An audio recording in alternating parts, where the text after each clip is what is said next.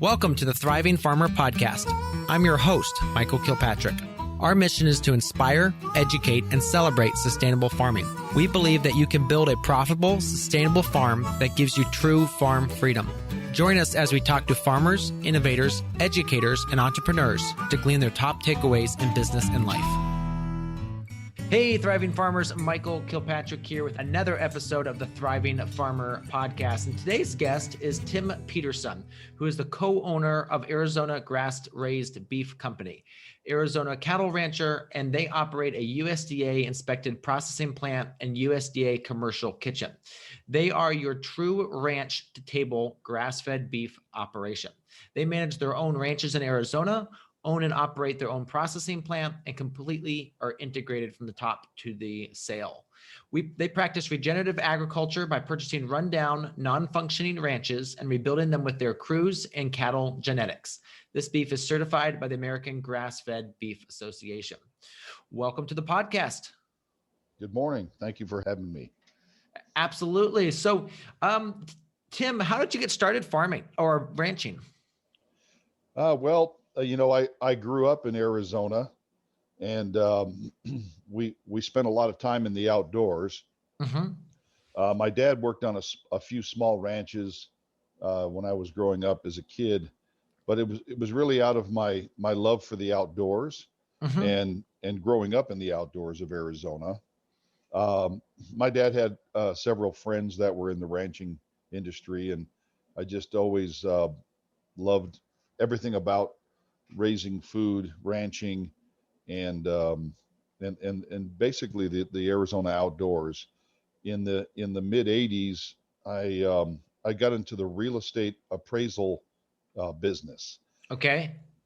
And I started learning how to appraise real estate, and in that career, I appraised some farmland. I've appraised a lot of farmland and outlying areas of Arizona, and I did appraisals of cattle ranches. Okay. So I learned a lot about the numbers side, the valuation and numbers side of ranching throughout the 80s and 90s.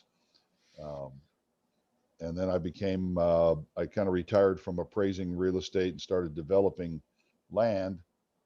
And simply, in 2008, when the housing market crashed, the real estate market crashed, I was actually had been in the mule training business. I trained mules, so that was kind of my agriculture tie. And we had a few cows, and we had a small ranch in a little town called Humboldt, Arizona.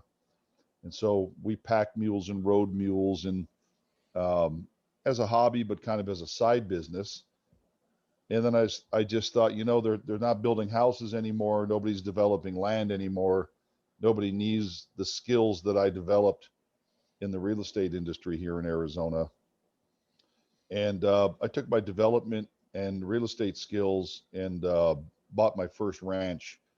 And that's where it started about 10 years ago. All right. So then at that time, were you interested in regenerative agriculture, or did that come as you kind of got going? Yeah, I would say that kind of came as I got going.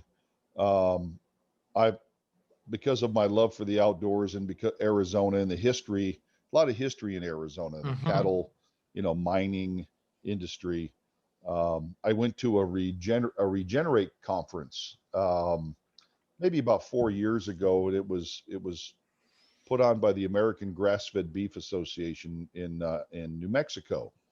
And started learning that what I was actually doing with these ranches was actually qualified as regenerative agriculture, and thought, that's pretty neat. We're taking these old farms these old ranches that have been run down, and completely rebuilding the infrastructure, the range improvements, and then introducing our genetics. Mm-hmm, mm-hmm. So what does a typical week look like for you? Well, I've always been a hardworking guy, owning my own businesses. And so, it's all about work ethic. There's a lot of work involved. People say that farming and ranching isn't really a job, it's a lifestyle, mm-hmm. because it literally happens 7 days a week. And I'm typically up at about 3:30 in the morning, because we have several cattle ranches on top of having our own USDA processing plant, USDA inspected commercial kitchen. Um, there's always work to be done, and I spend a lot of my time, um, traveling to the kitchen, which is in Camp Verde, Arizona, and then up to the processing plant in Prescott, Arizona, uh, and then our ranches are, with everything's within about an hour to an hour and a half drive. So I spend a lot of time uh, visiting with my managers, Mm-hmm. or making sure the quality control is there, those pieces. And then I do spend quite a bit of time with the cattle, because it all starts with the cattle and the beef. Uh-huh. Mm-hmm. But Absolutely. it's typically a 12 to 14 hour day. Okay. All right. So you're spread out then because the range of where you have things is, well, Arizona is huge. So just when you think about how everything is just more laid out and flat out there, or not flat, because you guys definitely have some mountains and hills and such. Yes. Yeah. Yeah. We have ranches that we have one ranch that's pretty flat. Uh, there's no really there's a lot of topography in Arizona. We have a couple ranches that have a lot of mountains, a lot of mountain country in them, and we run our ranches just like ranches were run, in the at the turn of the century. Our cowboys are always on horseback. We don't use quads or side by sides or helicopters. We try to mimic exactly the historical significance of the ranches and how the ranches were built, and try to mimic the old cowboy way of running these cattle. Mm. Now, the other thing is that Arizona is really dry. So do you guys irrigate at all, or is everything just from you just have a very low impact aspect? Yeah, so you can't run as many cattle per acre in Arizona as say you can in the Midwest. Mm-hmm. But the flip side to that, Michael, is that we have sunshine almost 360 odd days a year, Wow. where other places in the country deal with snow, Mm-hmm. and so they have to grow hay, and then feed those cattle, during the winter and the cold months when there's snow. But our cattle basically roam on our ranches, total about 200,000 acres, and those cattle roam free on those ranches. And then I have a handful of partner ranchers that I actually purchase cattle from, and they're all certified by the AGA, American Grass Fed Beef Association. We have a veterinarian, that does audits for us, and so those, basically our cattle come off of approximately 6 million acres of Arizona rangeland. Um, Wow. we have a couple of tribes up here, the Navajos and the Apaches and the Wallapais, that we buy cattle from. The Navajo Nation is about 22 million acres, and they run cattle on a large portion of that. Mm-hmm. But our ranches are, like I said, are around 200,000 acres, and yeah, so like for instance, our one ranch has 42 stock tanks on it and about 22 miles of riparian area. Mm-hmm. There's a lot of running water on the ranch.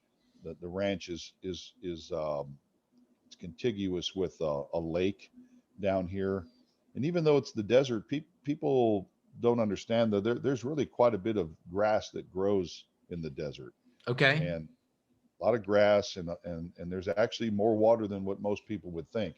Although rain is a big part of it, we have to make sure that we have our springs developed and our seeps, and we have natural occurring springs.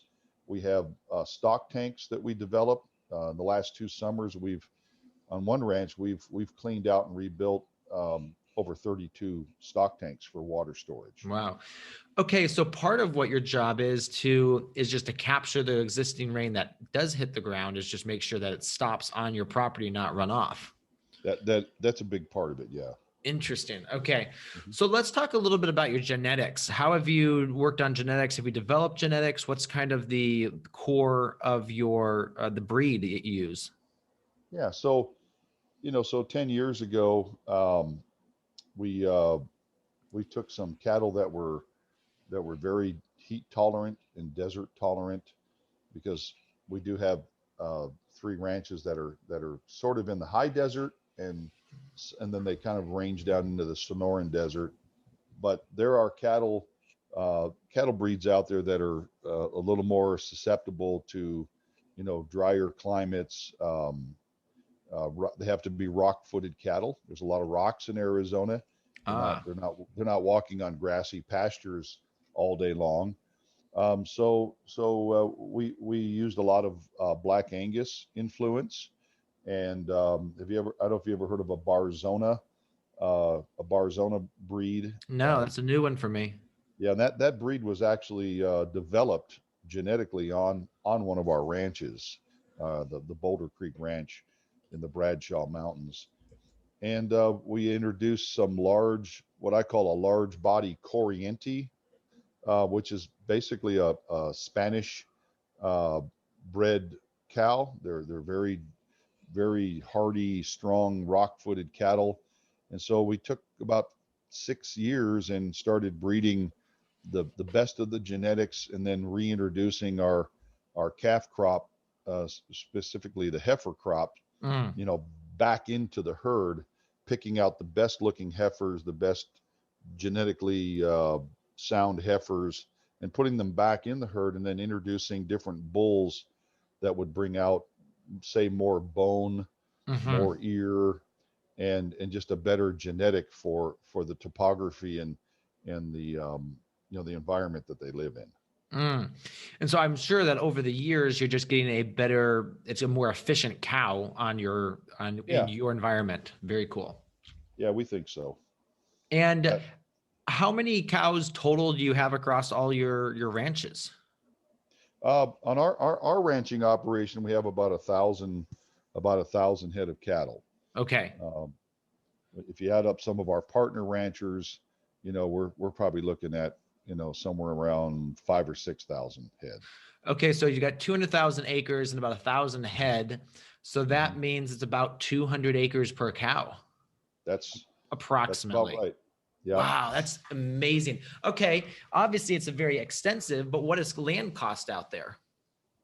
So ranches in Arizona consist of some private land, Okay. but most of the land that we ranch on is either state trust, Mm-hmm. public land, state trust, Bureau of Land Management, or Yep. National Forest.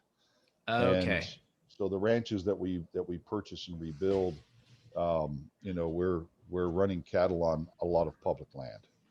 Gotcha. So the ranch may be, much smaller acreage, but it usually abuts the BL land management land or something like that. So you kind of can expand into that.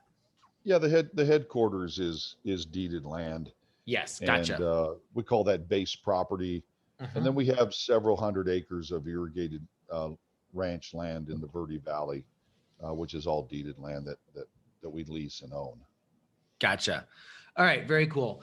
All right, so let's talk a little bit about, building this as a business because obviously you kind of started one way, but now you've kind of vertically integrated. So let's move a little bit and kind of chat about what was the thinking behind that at the beginning? Was there a particular challenge you were facing that you decided to do that?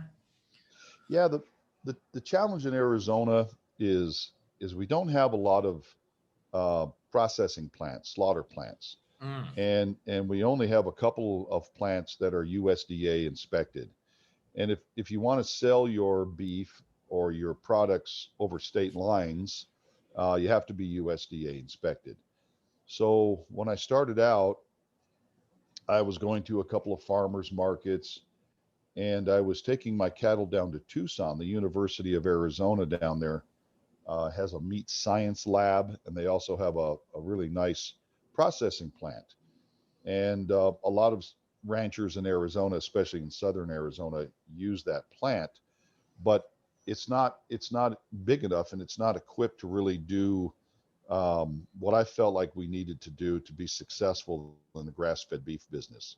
So uh, uh, basically, I did a lot of research and realized that grass-fed beef was something that the market was asking for. The local aspect, The bottom line is people just want to know, more and more people in the market want to know where their food is coming from. Mm-hmm. So we utilized the University of Arizona for several years, and I landed our first retail client, which was Natural Grocers, and just realized that if we were going to grow this business and it was going to be successful, and we were going to be able to capitalize on the quality of the beef, and um, we needed to really try to find our own plant that we could get USDA inspected, and then we can control costs. We can control so many more things. The cutting of the animal, the dry aging Mm-hmm. process, all the things that we've implemented to make our grass-fed beef more palatable. And I mean, you know what your customers want too. And one of the problems with these processors is they might not give you exactly the cuts you want because they're just having an off day that day. Yeah, yeah. Hard to control. You have chefs that want a product, and you're telling the chef that it's going to be a couple weeks because the processor is a little behind because you don't control it. Mm-hmm. And then there's that whole thing about carcass utilization. You process a 1,400-pound animal, 70 to 75% of that animal is going to be ground beef. And so you have this thing called carcass utilization. You might have customers that want to buy a lot of steaks, a certain cut, and that's great. You have to kill so many animals to keep up with that order, but at the same time, you're inventorying thousands of pounds of ground beef, Yeah. because so much of that animal is ground beef. So carcass utilization is a really big part of this formula. And so having our own plant, we can take that ground beef, and like we make 4 different flavors of beef sausage out of that. With our commercial kitchen, we can make a formed beef jerky out of the ground beef, Uh-huh. and we've also been making a sort of a raw pet food product that we haven't really launched. But so having our own facilities has really given us the control over the carcass, and of course the quality of the beef. All right. So a processing facility is not cheap.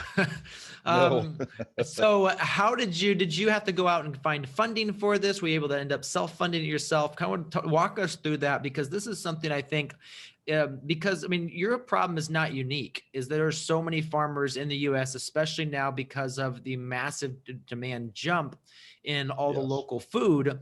Like I've got people saying their processors 2 years out. One of my friends, Yeah. Jordan, just said, "Hey, my processor has a few slots. Jump on them while you can." So, and I mean, obviously, butchering animals is not, let's say, a very fun job. So I don't think there's a lot of people clamoring for that. But we Right. definitely need more processing plants. So walk us through kind of like, what was the process to getting that started, and how did that kind of come to be? Yeah. Well, so I knew I needed that facility, and I've had a business partner. His name is Greg, and we were in the development business. Had some Uh-huh. partnerships, and had been business partners for a lot of years, and we just decided that we were going to self fund this thing. We're a debt free company. Yeah. And I started looking for a small processing plant in Arizona, um, figuring that if I could just get the plant taken care of, then I could go in and remodel it. I have contractor experience and know how to Hmm. build things. So I had a friend up in this Prescott Chino Valley area that had this plant, and it was more or less an exempt plant, meaning that it was not state inspected, it was not USDA inspected. And sometimes I would have customers come out to one of my smaller irrigated pastures, or you could call it a farm, and they would pick out an animal, and I would have that animal processed over at that plant in Prescott Hmm. Chino Valley area, because it didn't need to be USDA inspected. It wasn't going to go to a retailer or a Hmm. distributor. And I had a friend over there that owned this plant, and it's really strange how it happened. I was in his plant one day, and he was just having a lot of struggles keeping the plant open. because it is expensive, to maintain a plant. Yeah. Those guys make a large part of their money during, hunting season, and Yeah. then the Yeah. the rest of the year they're hoping for, you know the auctions that come through, at the fair. That when all the FFA kids and 4-H kids sell off their animals, and he Yeah. was just very frustrated. And one day I happened to be at the right place at the right time, and I was in that facility, and he yelled at me, "I'm just done with this," and he started ranting and raving about the plant and how it needed this and it needed that, and how he's had 3 hernias and his back hurts, and he just felt comfortable enough, I guess, to rant in front of me, Yeah. uh, because I was more than a customer. I was sort of a friend acquaintance of his. And a light bulb went off in my head, and I just thought, this is my plant, Yeah. Yeah. and I Yeah. and I asked the guy. I said, so, I mean, are you just ranting and raving, or are you really done? He says, I'm done, Tim. I'm telling you, I am done with this. I'm going to move up. His family has a farm up in North Dakota, and I'm going to Okay. go move Yeah. up to the farm. And he started just ranting and raving for 30 minutes. And I said, I I want to take this place over. And he said, it's yours. And so I called my business partner, Greg, and we came up with a plan, Uh-huh. and started running numbers on what it would take to get this plant remodeled. And then I contacted, a gentleman by the name of Doc Savage here in Arizona. He was the head DVM for the state for USDA, and he came up for a visit, and we just made a list of what it was going to take to Mm-hmm. remodel this plant. And that's really kind of how it started. And we remodeled the plant and re-epoxied the floors, and that was, over 8.5 years ago.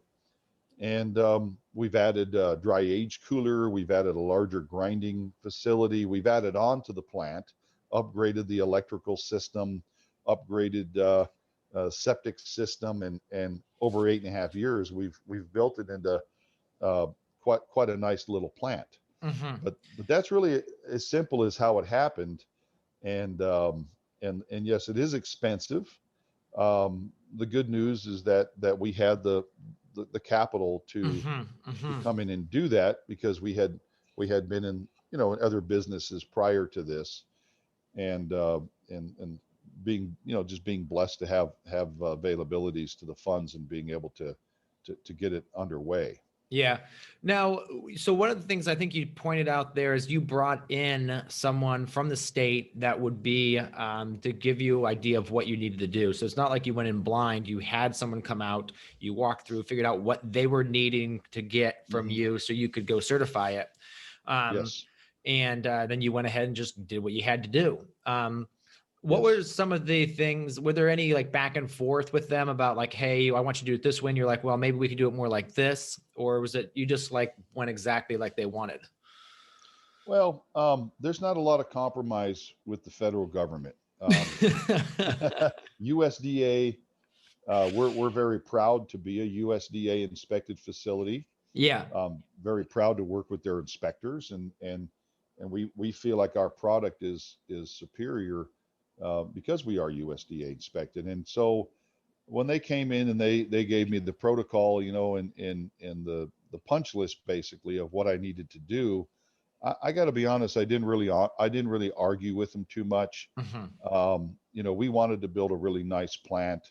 The other advantage I had was the University of Arizona, Dr. Sam down there.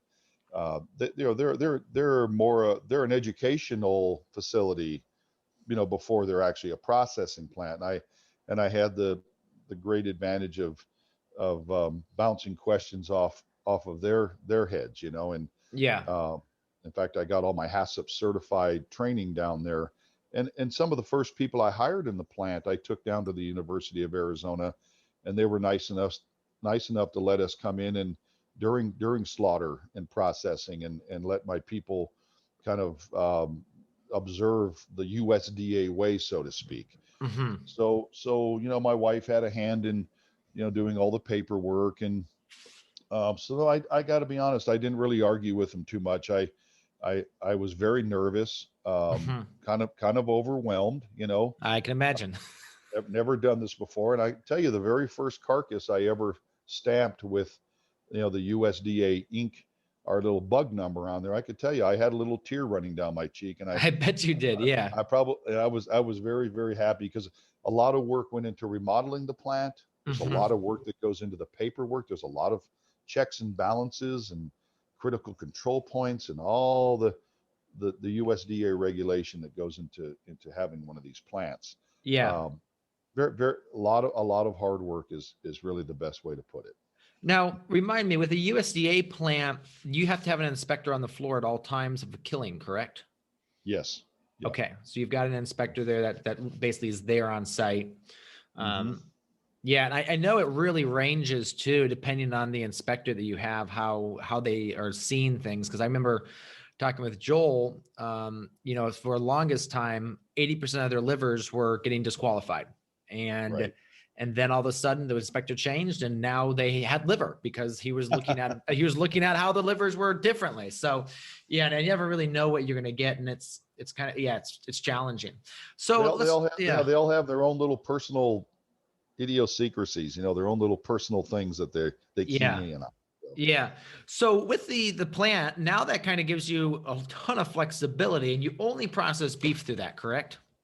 yeah, just beef, our beef. Yep. Your beef. Okay. Mhm. And then the value adding side, let's move a little bit and start talking the value added side, because I think that's an important part is with this vertically integrated. So now you're raising the cows. The cows are your own kind of genetics now. Then they come to your processing plant where you're processing them. And then like talk us about the products that you're making. Yeah. Well, the first few months of operation, for instance, we were taking a lot of good marrow bones and throwing them in the dumpster.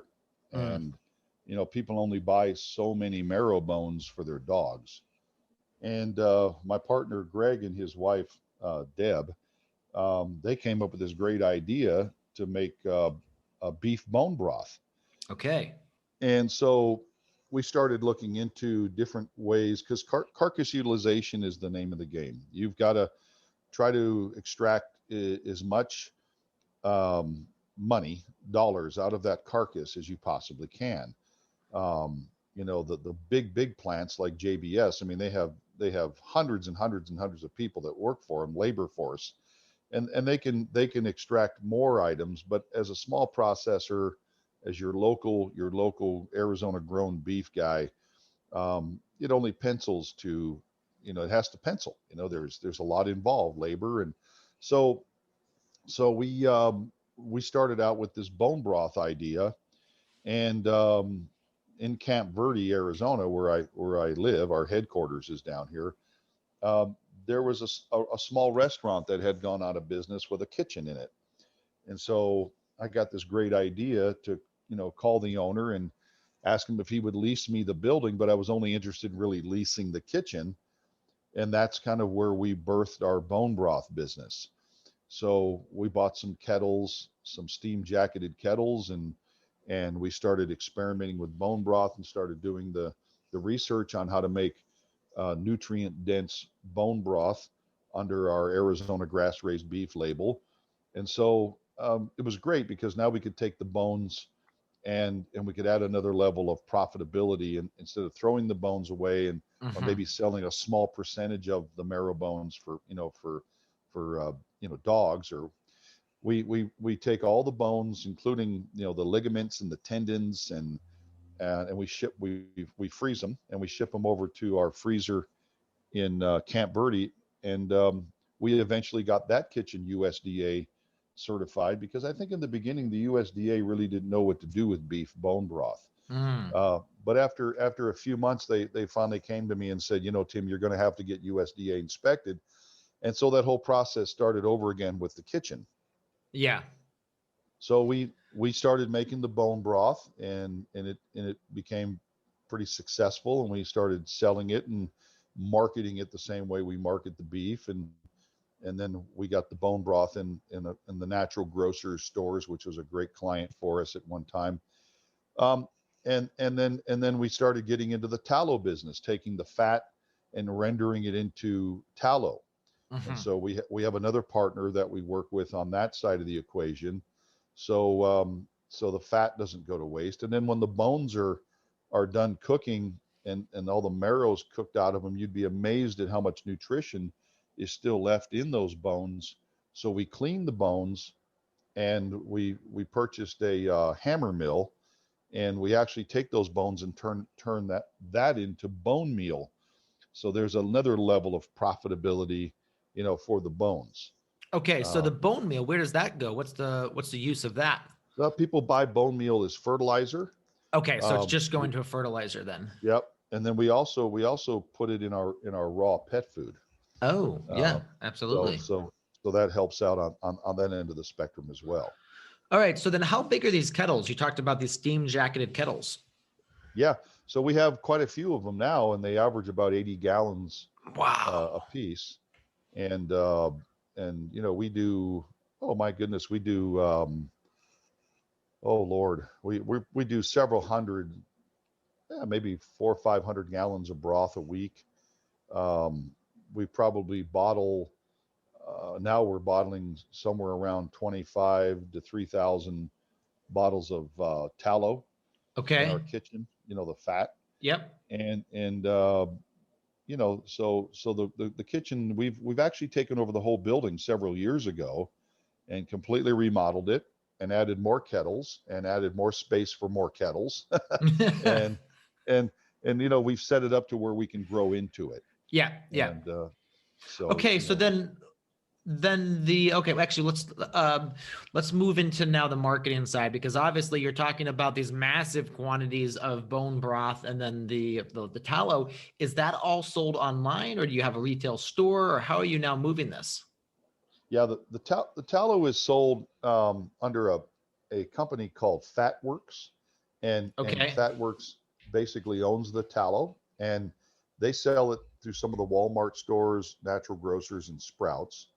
Um, we've developed quite an internet business, selling the beef and selling the bone broth online. We have some chefs in Las Vegas, Chicago, and New York that buy the bone broth in bulk, Okay. by the gallon, and then of course most of it is sold by the quart through our website, and we're not available in retail stores anymore. Gotcha. Wow. It just got to be to the point where you were making it work. All right. Well, we're going to take a quick break, and we will be back in a few minutes to talk with Tim about the business side of running their ranch. Hey, thriving farmers, have you checked us out on YouTube lately? We have a bunch of new content there, including a few rants by me. I want to tell you, you don't want to miss them. I actually go rant about, some of the problems I see in our space and some of the challenges I see farmers facing. So go check that out. We've got instructional videos over there as well. Talk about setting up our new farm here in Ohio and all the steps we're going to do that, as well as just tutorials and tips on best practices for all sorts of things on the farm. So go ahead, check over at Growing Farmers on YouTube and see the new content we put together for you. All right, we are back with Tim from Arizona. Now, Tim, talk to us. You talked about the fat. You talked to us about the bone broth, and you were talking about how chefs have been using that and they're buying that. How did you find those chefs to kind of like get them interested? Well, we have developed relationships with large food distributors. Okay. Um, if I can mention the names, like Cisco Foods and Shamrock Foods, and so a lot of our beef is sold through these food distributors that primarily distribute to the food service industry, restaurants specifically. And people go to our website. I've learned that these restaurants have what's called bone broth bars. Oh, You know, wow. Hmm. People are drinking bone broth now, as opposed to coffee. It's really big in the paleo keto world. It's very nutrient dense. They add Tabasco to it. They add cream to it. They have these bone broth bars where people can get a cup of bone broth and add whatever they'd like to add. There's a restaurant here in Sedona, Arizona that buys our broth and they sell it by the shot. So you can Okay. order a grass-fed burger that came from Arizona grass-raised beef, and you can also order a shot of beef bone broth. Um, so the restaurants are coming up with unique ways to market the bone broth. Um, we have doctors that heart surgeons around the country that actually prescribe our bone broth to their cancer patients or their heart patients. The doctors tell us that our bodies have forgotten how to absorb the nutrition that's actually in this bone broth. So it's very. I have athletes that run marathons, and they drink the bone broth to kick their immune systems up and kick their performance up. So it's just a very healthy drink, and as time has gone on, the sales have increased because of those reasons. Hmm. Very cool. Mhm. Um, all right. So then you mentioned Cisco, and a lot of people would view Cisco as the big evil food company, but you've actually made it work to kind of work through them. Now, has the pandemic really cut some of those sales? I'm assuming like if those sales did go down, your retail sales spiked. Yes, our internet business was literally out of control during the pandemic, the height of the pandemic last year. Um, we as Americans saw our food system, break down for the Hmm. first time in history. Uh, Unfortunately, people panic, and uh, you couldn't even buy a freezer anywhere here in Yes. Arizona, Yes. Yeah. much less anywhere in the country. I had people calling me that I hadn't talked to in 30 years that saw us on Facebook and knew that I was in the beef business, calling me wanting to order a quarter beef or a half beef or a whole beef. Yeah. Um, because we sell individual cuts, we have packages, but you can also buy a whole beef from us as well, and we'll Yeah. deliver that right to your door. So yeah, the pandemic actually put our internet business on steroids. The food service business did drop by about 50%, um, and it's actually come back quite a bit. Um, not quite where it was before the pandemic, but there are restaurants in Arizona that want local grown beef. They want everything. Just there's several restaurants, they want everything locally grown. Hmm. So Cisco, the big food distributors like Cisco and Shamrock Foods, they are recognizing that market does exist and it is growing. And it took us quite a few years to get involved with them. But I don't want to be in the distribution business. We do have a delivery truck and we do some deliveries, but I just distribution is a different business than what I do. So Yeah. um, And I Cisco's don't look. really good at it. They're really good at it. Yeah, yeah. They pick up at our plant every week, and and make our customers happy. Ultimately, it's the product that makes them happy. But again, we don't want to be in the distribution business, and so it's kind of neat to see the larger distributors recognizing that market is definitely there. It's a growing market, and Hmm. and they're finding success with it. So, and Hmm. because we have our own USDA processing plant, they can buy from us. Um, Absolutely. would think if we were state inspected, they probably wouldn't find us very desirable to sell our product. So Yeah, because just not the reach that they want. All right, let's right, shift a little bit into the business side because you've got how many employees between everything do you have? yeah, it ranges from about with the ranches and the kill plant and the kitchen. We've employed as many as 35 people, but we Okay. we run we run around 20 25 people. I have several of my children that are involved in the business, and so yeah, maybe 20 25 people on the average. Okay. And how do you find good people? That's the secret. I, it's that's really hard to find. It's been a process over the years. I have some people that I work with that are, I guess you'd call them headhunters. Mm-hmm. And they do a lot of advertising because we're just looking for that certain person that's got this, great work ethic. They really believe in the product. Finding meat cutters that are skilled, that will cut the meat. And you can have a great looking rib roast, but you've got to have great looking ribeye steaks, as a result of that.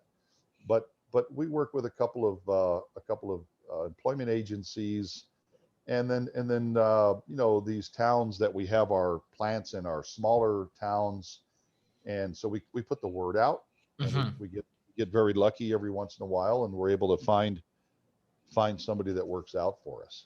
Mm-hmm. And So you we train. mentioned, yeah, you mentioned the two things that are super important is great work ethic and then just really believe. So you're doing more of the training yourself.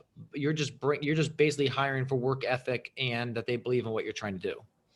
Yeah, outside of hiring skilled meat cutters, that's a Yeah. trade, Yeah. But outside of that, we actually do. We have a couple of guys that we're training in the meat cutting uh, side of the business. But yeah, it's all about being excited about bringing this great product, this great food, feeding people. Mm-hmm. We Mm-hmm. try to instill that into our employees. It's not just making bone broth, but we're bringing the public a great product that's local. It's, it people are excited because they know where their food is coming from. They can call me on the phone and talk directly to the rancher. We have customers that Mm-hmm. call us and just want to talk to the rancher. So that's kind of the formula for success, uh, Yeah. in our industry. Now, for your marketing, because I've looked through your website here, your marketing is really great. Do you have someone that does that for you, that's specialized in that, or how did you develop Yes. that marketing feel? Yeah, and it took time. As our internet business has increased, we felt like we've needed to uh, improve on the website. The website is really where we're this social media advertising, selling product over the website is really the future, I think, for people that are in our business. Um, Mm-hmm. Again, you can have this great organic certification, grass-fed beef certification. Uh, I really feel at the end of the day, people want to be connected to their food, and they really want to know where their food is coming from, and they feel like by buying online and actually making that connection, with the farmer or the rancher, it's not just a feel good, but they know that they're getting a product that was grown locally, and they feel more connected to their food. So Mm-hmm. we're putting a lot of time and effort um, into internet sales. Mm-hmm. Now, how many beef a week are you processing through your plant? Oh, I would say around 30. Okay. So yeah, that's a fair bit of meat that's going through there. Yeah, yeah. Yep. So you have to have significant dry aging facilities then. Yeah, and the challenge with grass-fed beef is that it's leaner. Um, many people would argue it's a healthier product, and I don't want to really get into the difference between feedlots and antibiotics and growth hormones and all that stuff. That's something I encourage people to just do their own research on. There's plenty of it Yeah. out there. Grass-fed beef is a different product. It's leaner. It's just a different product, and it's not as tender. So Mm-hmm. so yeah, we have a pretty extensive dry aging program, that's for sure, and it definitely makes our steaks taste wonderful and have great tenderness. Yeah. And I'm looking here on your website, and you actually offer a couple unique things, which I think are really cool. One is that you have like a phone number. You can call Greg to customize if this thing does Hmm. not exactly fit. So basically, someone goes here, they see the beautiful displays, the beautiful pictures, but then it's like, hey, you want to customize this, just give us a call. And Yeah, that's really cool. And so that is someone that's just at the meat plant that if someone calls in, they can just design a custom box or something for them. yeah, yeah. Greg has an office, and that's where we have a most of our marketing is done in uh, what say north Phoenix area. Okay. Um, so that's we're in communication via email and phone all day long between say we'll call it Greg's office, and Yes. and my office, which is mostly the ranches, the the kitchen and the slaughter plant. So Very cool. And then the other thing you have is you have this add-on feature where basically, so I'm right here on the bone broth package. So if you mhm. buy 4 of them and 4 quarts of it, and the thing is, you offer free. No, it's a flat rate shipping of $12.99. But obviously, you want to fill that box as full as possible, and so you Sure. have these add-ons. Which and does the computer actually calculate when it gets to a full box and then stop adding these discounted add-ons? Or do you realize No, that they've ordered enough and they're just gonna, depends on how many no, boxes, you're still gonna make money on it? no. We just let people order. It's not really that sophisticated. Okay. So we're just encouraging sales, trying to give people value, Mm-hmm. give them a good bang for the buck, so to speak. And it's part of marketing. People want to feel like they're getting a good value, Mm-hmm. and so that's important. Yeah. Yeah. I like this phrase here. You say, we praise the grays. Yeah. That's a clever Yep. one. That's good. Yep. All right, so let's kind of move to just management. I mean, you got a lot of moving pieces here, and you've obviously hired good people to make that happen. Do you have a specific program or way that you keep track of everything that you need to get done? Uh, you know, I keep a schedule. I have to have a schedule, Mm-hmm. and just like anybody else who's in business, you keep a schedule, and you stay in close connection with your managers.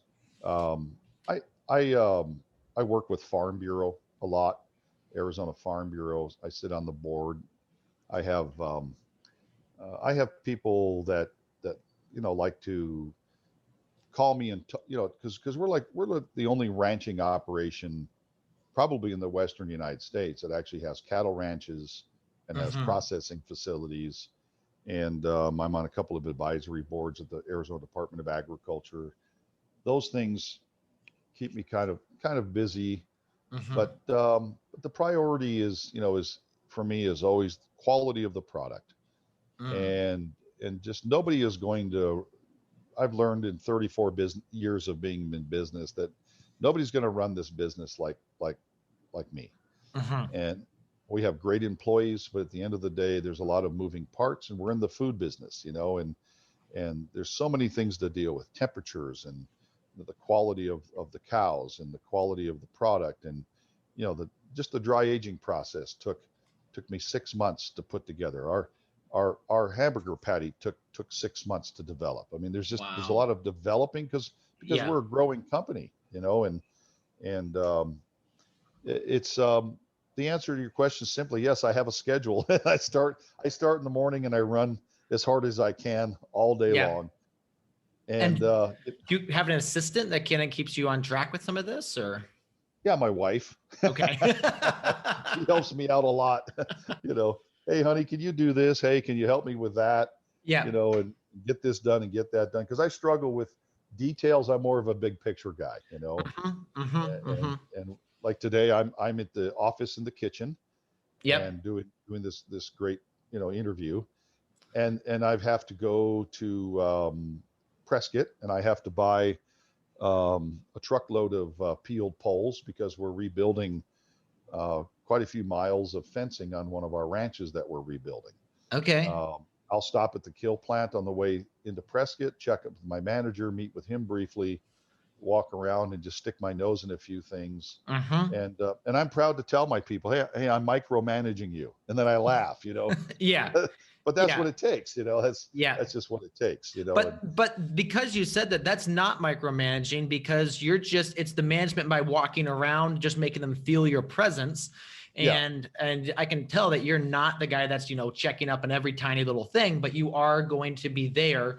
And I remember when I did that in our business, we'd have multiple farmers markets running simultaneously. And some right. days I would just take off and I would just drive from market to market to market and just pop in. You And have to. the really good managers, when I showed up, they're like, "Hey, Michael, how's it going?" And the stand looked beautiful. The not so good managers, you pop in and they like the flurry of activity, trying to make it look good for you. Yeah. So, but yeah, no, that's good. Yeah. Well, we're fortunate to have really good people. It's taken some time to build these teams, Yeah. and they have the same vision. We like to think we pay really well because Mm-hmm. we expect the best, so we Mm-hmm. pay the best. And yeah, but you still have to have that presence. You still have to show up, and the employees want to see that you're interested as well. You're the owner, you're the Mm-hmm. Mm-hmm. boss, Yeah. and they actually, there's a certain amount of relationship building that has to go on between your employees. I like to think of my employees as my partners and not so much, here comes the big boss, or, this guy's got a title. I don't even like titles. Yeah. Uh, I'm just a cattle rancher with a vision, and bottom line, at the end of the day, we want to do the best we possibly can. We want to deliver Mm-hmm. the best product we possibly can. So as long as I can do that in a 12 or 14-hour day, I'm pretty happy. Mm-hmm. Mm-hmm. Two more questions before we wrap up. What would you say the biggest mistake beginning farmers and ranchers make? Well, I would have to say that a lot of farmers and ranchers get into business, the business of raising cattle, the business of buying ranches, the business of farming, uh, yields. At the end of the day, you just have to know your numbers. Mm. And my partner Greg is just great at that. He's really taught me a lot about that over the years. Yeah. You got to know your numbers, and a lot of people want to get into they see this industry of hey, they get this great idea. We're going to start this farm. We're going to start this small farm, or we're going to raise some cattle, and we're going to do this, and it is kind of a fad. There's a lot of people moving to rural Arizona because they want to grow their own food, Mm-hmm. and that's great if they do it for themselves. But when you turn it into a business, I guess the big advice is you have to know your numbers, and just surround yourself with people that have already done it. Most people that are in agriculture, I've found, want to mentor, because we want to grow and expand agriculture. We want to keep agriculture, vibrant. I mean, Farm Bureau puts a lot of money into educating children and young people. We work with the FFA, we work with Farm Bureau, but at the end of the day, you can have all that, but if you don't know your numbers, you don't really have a business. And avoid as much debt as you possibly can. Mm. Mm-hmm. Okay. People, Avoid the because there's a debt. lot of money, there's a lot of easy money available out there to buy cattle through federal programs. Mm-hmm. And you're paying a mortgage on a ranch and you're paying a mortgage on the cattle, or on a farm, vice versa. uh, know your numbers. That's really the best advice I can give. Mm-hmm. Okay. And if you could pick one, what would be your favorite tool that you use? uh, Horse. Okay. Horse or a mule, for All sure. right. And because I that's what I love to do more, is be on the ranch and ride and look at the cattle. Mm-hmm. That's a rancher's. That's my favorite tool as a rancher, is the horse. So, Awesome. And where can people find out more about you and your work? well, they can visit our website at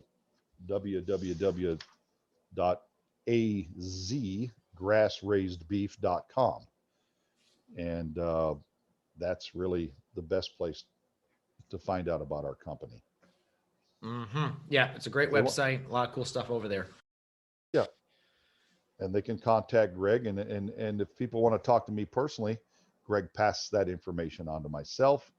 Um, I always return phone calls, and love to talk to customers, and or talk to people who want to get into the business. Mm-hmm. Mm-hmm. So Absolutely. Well, hey, Tim, thank you so much for your time today. Really appreciate you, chatting with us about what it takes to run your business. And just, it's incredible to think the extent of what you've built over the last decade with that. And yeah, thank you. definitely look forward to following up at some point. I really appreciate the opportunity. Thanks so much. It's been good talking to you. All right. Hey, Thriving Farmers. Next week on the podcast, we interview Drew Sample, who farms in Columbus, Ohio. And Drew has a microgreen company. And we talk about how he got started. We talk about kind of his philosophy on farming. And we talk about how he pivoted during COVID to start selling to retail aspects, and how he pivoted to restaurants, and how he also started to aggregate some food as well to serve other people as well. So join me next week as we interview Drew Sample on the podcast. So there you have it, another episode in the books. So I'd love if you would hop on over to iTunes and leave us a rating and a review. Those mean everything to us. We love to hear what you're thinking. If you have a podcast guest that you can recommend, please pop on over to the Thriving Farmer Podcast website and leave us a review. That's thrivingfarmerpodcast.com.